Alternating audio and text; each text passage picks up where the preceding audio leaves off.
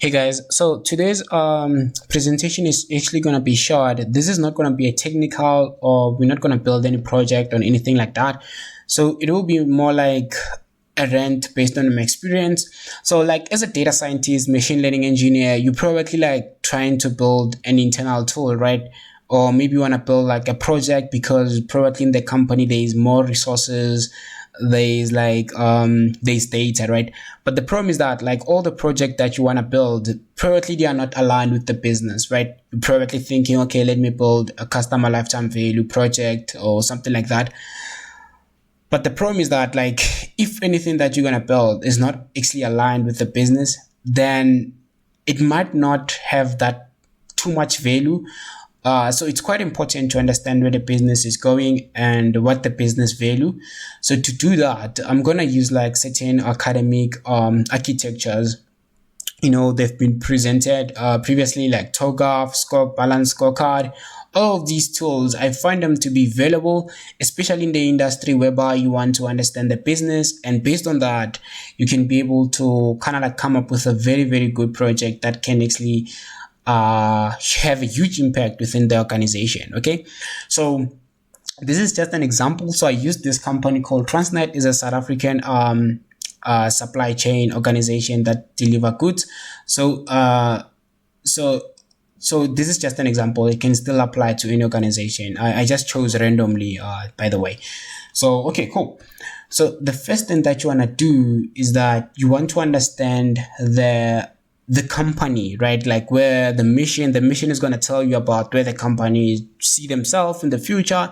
The mission is going to tell you how the company is currently doing to get to the vision, right? So what I did was to write these because these are actually going to help me to understand where the company is currently planning to go.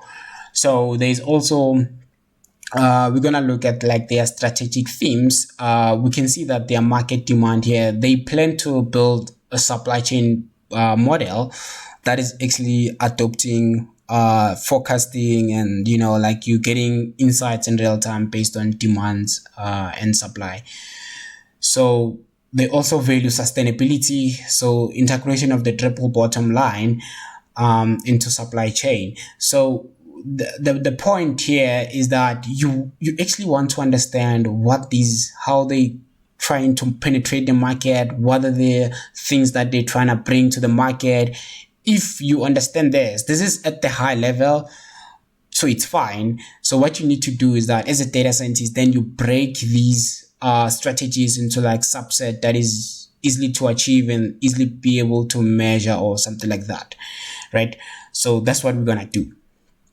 So in this case, what I did was to try to take their strategic goals and break them from financial, customer, and internal perspective. Though this way I can actually understand how each of the strategies are going to benefit this financial, customer, internal, and learning perspective. For example, from market demand, we know that we can increase customer certification through improved delivery time.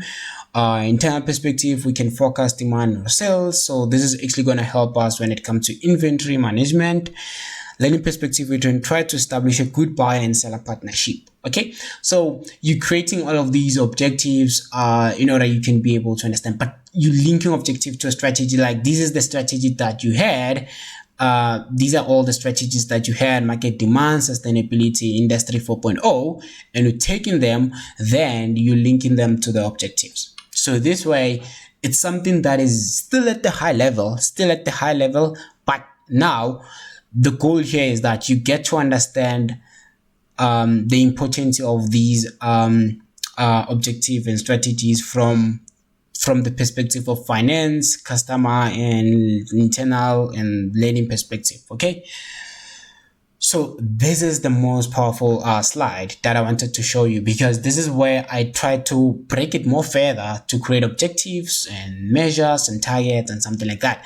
So this is something that a data scientist will definitely be, let me just zoom in here. Let's look at the finance, right? This is something that a data scientist can actually be able to understand, because there's the objective. For example, if we take a closer look at the first one and say become cost effective through green transportation. Obviously, we're gonna measure that through reduced cost. Target, we can decrease the transportation cost by 50%. We can have energy saving programs. So as a data scientist, probably you can be able to build a model that can be able to predict how we can actually be able to save energy, if like a coal or using electricity, which one is efficient to transport all of these goods or something like that, right?